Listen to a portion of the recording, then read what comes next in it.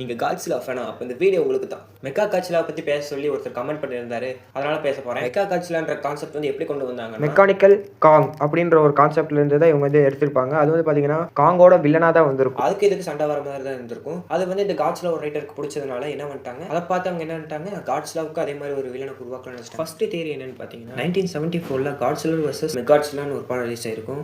அதுதான் முதல்ல மெகாட்ஸிலாவை காமிச்சிருப்பாங்க. அந்த படத்துலேயே ஒரு நல்ல பேக் ஸ்டோரி கொடுத்துருப்பாங்க. இந்த மெகாட்ஸிலான்றது வந்து பார்த்தீங்கன்னா ஒரு ஏலியன் கிரியேஷன் சொல்லப்படுது. பிளாக் ஹோலில் பிளானட் 3 ஏலியன்ஸ் வந்து இந்த பூமியை வந்து ஆக்கிரமிக்கிறதுக்காக இந்த காட்ஸிலா உருவாக்கியிருக்காங்க. இந்த காட்ஸிலா வந்து பார்த்தீங்கன்னா ஸ்பேஸ் டைட்டானியம் அப்படின்ற ஒரு மெட்டீரியலால் உருவாக்கப்பட்டிருந்தனால ரொம்ப திடமாகவும் ரொம்ப ஸ்ட்ராங்காகவும் இருக்கிற மாதிரி சொல்கிறாங்க. அதுவும் இல்லாமல் இந்த ரோபோட்டுக்கு வந்து பார்த்தீங்கன்னா காட்ஸிலாவோட ஸ்கின் மாதிரியே ஒன்று செஞ்சு அதை வந்து என்ன பண்ணியிருப்பாங்க, பூமிக்கு அனுப்பி வச்சிருப்பாங்க. அந்த டைமில் தான் நம்ம காட்ஸிலா என்ன பண்ணிட்டு இருப்பாரு, டயர்டாகி தூங்கிட்டு இருந்திருப்பாரு. இந்த மெக்காட்ஸிலா வந்து ஊரவே நாசம் பண்ணிட்டு இருக்கும். அப்புறம் வந்து காட்ஸிலா வந்து என்ன ஆகும், அந்த இடத்துக்கு சண்டை போட போவாங்க. இந்த காட்ஸிலாக்கு வந்து பார்த்தீங்கன்னா ஏகப்பட்ட பவர்ஸ் மாதிரி நிறையாவே இருந்துச்சு. மெக்காட்ஸிலாக்கு அதுக்கு அட்டாமிக் பிரீத்தை தடுக்கிற மாதிரி ஷீல்டு மாதிரி ஒன்று உருவாகும். அது மட்டும் இல்லாமல் அதாலேயே ஒரு அட்டாமிக் பிரீத் மாதிரி ஒரு லேசர் எல்லாம் அனுப்ப முடியும். அதோட ஹீட் மட்டுமே ஒரு சூரியன் அளவுக்கு இருக்கும். ஆனால் அந்த சூரியன் அளவுக்கு இருந்தாலுமே நம்ம காட்ஸிலாவால் அந்த ஹீட்டை தாங்க முடியும். ஏன்னா அது வந்து பூமியோட சென்டர் பகுதியில் கூட நீச்சல் அடிச்சுட்டு இருந்திருக்கும் அந்த லாவாலே. நம்ம காட்ஸிலா என்னதான் சண்டை போட்டிருந்தாலும் நம்ம காட்ஸிலாவுக்கு தான் அதிக சேதம் ஏற்பட்டிருக்கும். அந்த மெகாட்ஸிலாவுக்கு வந்து கொஞ்சம் தான் சேதம் ஏற்பட்டிருக்கும்.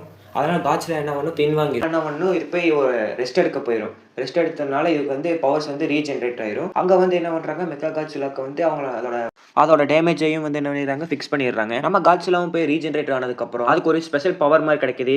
இடியும் மின்னலும் வந்து அதோட உடம்பை வந்து அப்சர்வ் பண்ணி ஒரு மேக்னெட் மாதிரி ஆக்கிடுது. அந்த ஸ்பேஸ் டைட்டானியம்னால மேக்னெட் வந்து யூஸ் ஆகுன்ற காரணத்தினால அது என்ன பண்ணுது, அந்த பவர்ஸை வந்து இது எடுத்துக்குது. நம்ம சைடு நம்ம ஹியூமன்ஸ் வந்து என்ன பண்ணுறாங்கன்னா, இந்த மெக்கா காட்ஸிலாவை அழிக்கிறதுக்காக அவங்களும் வந்து அவங்க ஐதீகத்தில் வந்து செக் பண்ணி பார்க்குறாங்க. இந்த மாதிரி தவிர்க்க முடியாத ஒன்றை தடுக்கிறதுக்காக 2 பேர் தேவைப்படும் ஐதீகத்தில் போட்டிருக்கிறதுனால இவங்க என்ன பண்ணுறாங்க, ரெண்டாவதாக ஒரு டைட்டன் எழுப்புறாங்க. அது என்ன டைட்டன்னா, கிங் சீசர். இந்த கிங் சீசருக்கும் மெக்கா காட்ஸிலாவுக்கும் சண்டை வருது. பயங்கரமாக சண்டை போடுறாங்க.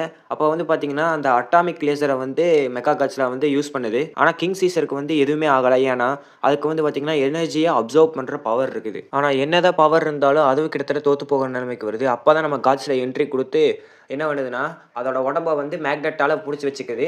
அந்த டைம் வந்து பார்த்தீங்கன்னா கிங் சீசர் வந்து அட்டாக் பண்ண மெக்கா காட்ஸிலா வந்து கொஞ்சம் வீக்கான டைம் பார்த்து காட்ஸிலா வந்து என்ன பண்ணுதுன்னா, அதோட தலையை திருப்பி போட்டுருது. கடைசியில் வந்து அதை அழிச்சிடுறாங்க. இந்த கதையை பார்த்தா எங்கேயோ பார்த்த மாதிரி இருக்குதுல்ல, அதாங்க இதை பார்த்தா நம்ம காட்ஸிலா வர்சஸ் காங்க யூஸ் பண்ணியிருப்பாங்க. ஒரு வழியாக நம்ம காட்ஸிலா ஜெயிச்சதுக்கப்புறம் ஹியூமன்ஸ் வந்து மெக்கா காட்ஸிலாவோட பார்ட்ஸ் எடுத்து மறுபடியும் ரீபில்ட் பண்ணுறாங்க. அப்போ தான் சூப்பர் பவரான சூப்பர் மெக்கா காட்ஸிலாவாக மாற்றுறாங்க.